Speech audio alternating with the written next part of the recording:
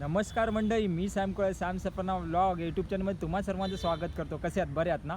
तर मंडळी, आपण आज जाणार आहोत जोगेश्वरीमध्ये आर्यन गोविंदा पथक आहे. त्यांची आज ओपनिंग होते दहीहंडीची. म्हणजे आजपासून त्यांच्या प्रॅक्टिसला सुरुवात होते. तर कशा पद्धतीने ओपनिंग करतात आणि ते किती थर असतात, त्यांचं नियोजन कशा पद्धतीने असेल, तर आपण तिकडे गेल्यानंतर पाहणार आहोत. असं म्हटलं तर जोगेश्वरीला जी दहीहंडी गोविंदा पथक आहे त्याचे पंढरी म्हणतात जातं, कारण की प्रो गोविंदा पथकामध्ये जोगेश्वरीने मोठ्या प्रमाणात सहभागी झालं होतं आणि अनेक पथकं आहेत ते विनर झाले होते त्या ठिकाणी. सो मंडळी, त्याच्यामुळे जोगेश्वरीला गोविंदाची पंढरी म्हटले जातं. सो आपण आज जाऊया जोगेश्वरीमध्ये आणि पाहूया कशा पद्धतीने दहीहंडीची प्रॅक्टिस करतायत आणि किती थर लावतायत, यावर्षी नियोजन कसे असेल. तर मंडळी, कोणी हा ब्लॉग स्किप करू नका. त्याचबरोबर आपला ब्लॉग लाईक, शेअर, सबस्क्राईब करा आणि कमेंट करा.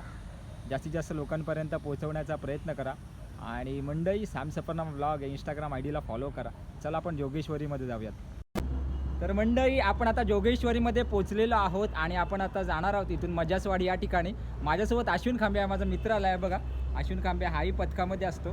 तर मंडळी, इथून जाणार आहोत आपण. आर्यन्स या ग्रुपची दहीहंडी सुरू होणार आहे आजपासून. तर कशा पद्धतीने प्रॅक्टिस केली जाते हे आपण पाहणार आहोत. तर चला मंडळी, अश्विन, जाऊया ना आपण इथून आता. रेडी आज रेडी आहेत सगळी पोरं, उत्साहाचं आनंदाचं वातावरण आहे. तर चला मंडळी, जाऊया आपण प्रॅक्टिस पाहायला. हां, तिथून शूट कर, तिकडे तेव्हा शूट कर.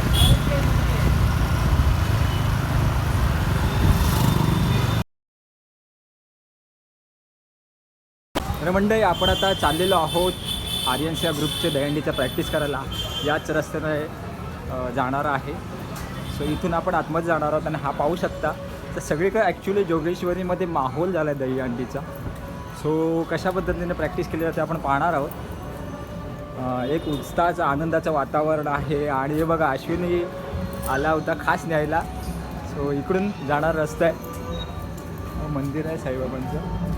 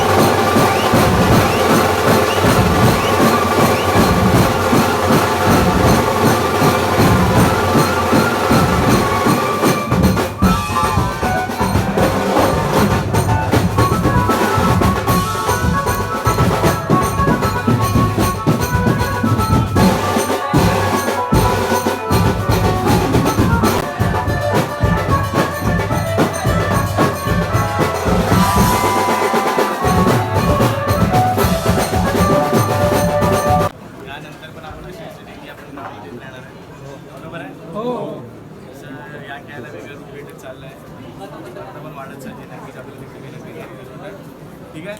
आता सिम्पलमध्ये सांगतो तुम्हाला की आता आपण पहिले इकडे नारळ देऊया. नारळ देऊया, आम्ही दोघं तिकडे नारळ प्रॅक्टिस चालू. ठीक आहे. हो. आणि नंतर सांगतो प्रॅक्टिस. काका काका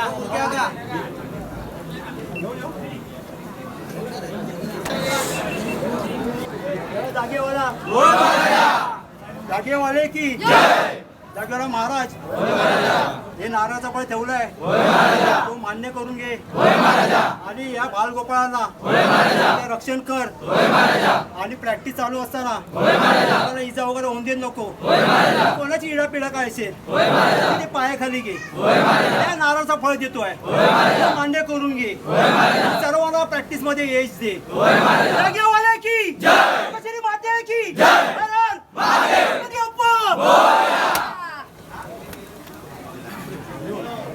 वाले की योगेश्वरी माते की साईनाथ महाराज की हत्ती घोड़ा पाल की कन्हैया लाल की भवानी बोला सोनिया वाहिगुरु जी दा खालसा जगो मीरा माते की साई बाबा की रामचंद्र की नमो पार्वती पते हर हर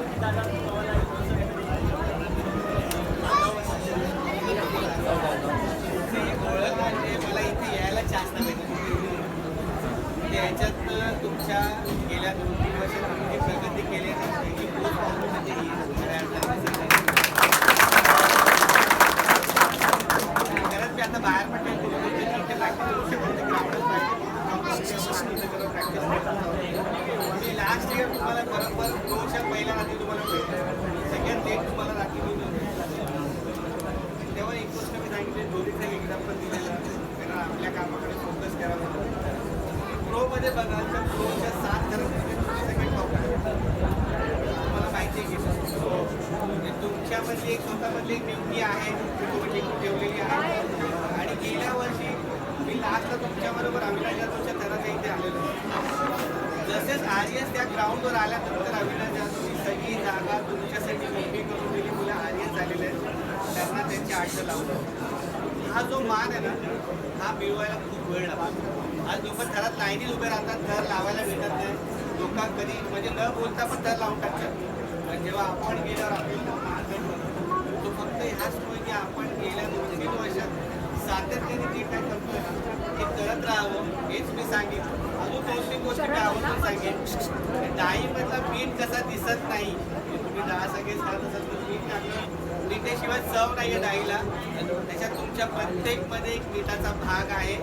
तो भले तो प्रत्येक वेळा अशा कॅमेऱ्यांमध्ये दिसणार नाही, पण जेव्हा तो थर 8-9 थरांचा लागतो तेव्हा त्याचा वैशिष्ट्य आणि त्याचा जो टेस्ट आहे तुमच्या सर्वांशी मिळू शकत नाही. तुम्ही सगळे स्वतःला एक मीठ समजा, भले तुम्ही दिसत नसाल, पण तुमचा ब्रँड जो आहे आर्यन तो जिवंत आहे आणि तो एवढा चांगल्या माहिती ही सगळ्यात महत्त्वाची गोष्ट आहे. स्वतःला मीठ समजा, तुम्ही कमीपणा समजू नका. असा कॅमेरा आला की मी का दिसत नाही आहे, मी दिसण्यासाठी तुला टर्न असं कधीच काही करू नका.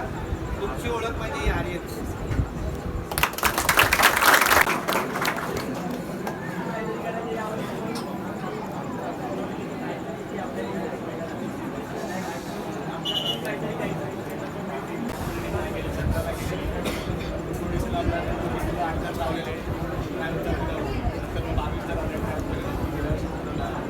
चांगल्या गोष्टी इम्प्रुव्हमेंट केली आहे की त्याच्यापुढे पण माहिती पाहिजे आपल्यामध्ये. सो दादा कुठल्या पद्धतीने नवीन आपल्याला याच्यापुढे